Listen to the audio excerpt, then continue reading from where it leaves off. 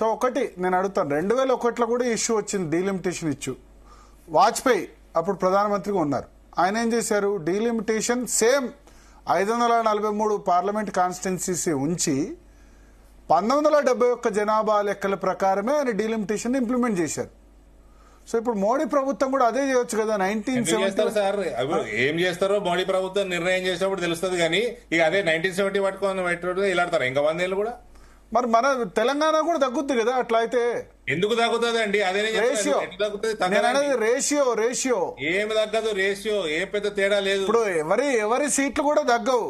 17 parliament సీట్లు ఉంటే ఆ పార్లమెంట్ సీట్లు 885 వచ్చినప్పుడు 2/3 అన్ని రాష్ట్రాల్లో 2/3 పెరగాల్సినవి ఉత్తరప్రదేశ్, బీహార్ లో 2/3 బదులు ఇంకొంచెం ఎక్కువ పెరుగుతుంది వాళ్ళది, మనది కొంచెం తగ్గుతుంది కదా. మరి అది ముస్లింల వల్ల పెరుగుతున్నాయండి అక్కడ రేషియో. అంటే మరి తెలంగాణ తక్కువ పెరిగినా మీరు యాక్సెప్ట్ చేస్తారా? మన జనాభా ప్రాతిపదికన చేయాల రాజ్యాంగంలో ఉంది, నేను రాయలేదు రాజ్యాంగం. కానీ ఆ జనాభా 1971 ప్రకారమే వాజ్పేయి చేసింది. అరే రాజ్యాంగంలో 30 ఏళ్ళు అయిందండి, ఇప్పుడు 55 ఏళ్ళు అయిపోతుంది. అదే నేను 1970 ఇంప్లిమెంట్ ఎవరికి 60 ఏళ్ళు అవుతుంది. ఇక end of the day delimitation committee అంతా ఏర్పాటై ఎట్లా చేస్తారో అన్నది అది మనం అందరం వెయిట్ చేసి చూద్దాం. కానీ జనాభా ప్రభుత్వం దగ్గర జనాభా ప్రాతిపదికన చేస్తే తమిళనాడుకి ఇబ్బంది, దక్షిణ భారతదేశానికి ఇబ్బంది ఏం లేదు. తెలంగాణకు, ఆంధ్రప్రదేశ్కి ఇబ్బంది ఏమి ఉండదా?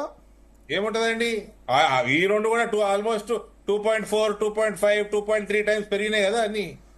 ఓకే, కానీ నేను చూశాను. అంటే సరే, తెలంగాణ అంటే ఆంధ్రప్రదేశ్ నుంచి మైగ్రేషన్ వల్ల కొంచెం బెటర్ కంపేర్, అది మీ లాజిక్ కొంచెం బెటర్. ఆంధ్రప్రదేశ్ నుంచి మైగ్రేషన్ వల్ల కొంచెం బెటర్, బట్ ఆంధ్రప్రదేశ్ లో కూడా తగ్గింది. తమిళనాడు తర్వాత కేరళ, ఆంధ్రప్రదేశ్ లో పాపులేషన్ రేట్ ఎక్కువ లేదు సార్. 4.35 కోట్లు, ఇలా 9.8 కోట్లు. ఉమ్మడి ఆంధ్రప్రదేశ్.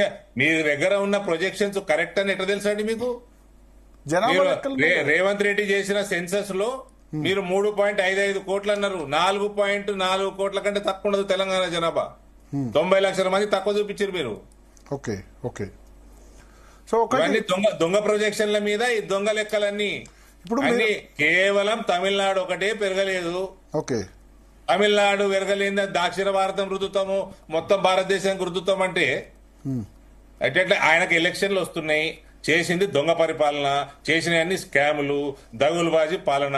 అది దాచిపెట్టుకోవడానికి ఇవన్నీ దొంగ లెక్కలు తీసుకొస్తున్నారు బయటికి. తమిళనాడులో ఎలక్షన్ వస్తున్నది, తమిళనాడులో ఎలక్షన్ వస్తుంది ఓకే, కేరళలో ఎలక్షన్ వస్తుంది ఓకే. ఈ తమిళనాడు డిఎంకేడు చేసిన దొంగ పరిపాలన దాచిపెట్టుకోవడానికి ఈ పనికి మాల డైవర్షన్ టాపిక్స్ ఎవ్వరు డైవర్ట్ అయ్యేది.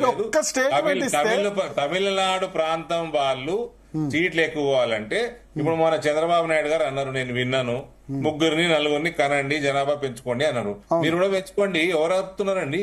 ఇప్పుడు పెరగదు కాదు కదా, ఇప్పుడు స్టార్ట్ చేస్తే ఇంకా 20-30 ఏళ్ళు పడుతుంది కదా అరవింద్ గారు. పడుతుంది, ఇన్స్టాంట్ కాదు కదా. తమిళనాడు ప్రాబ్లం దేశం ప్రాబ్లం కాదు కదండి.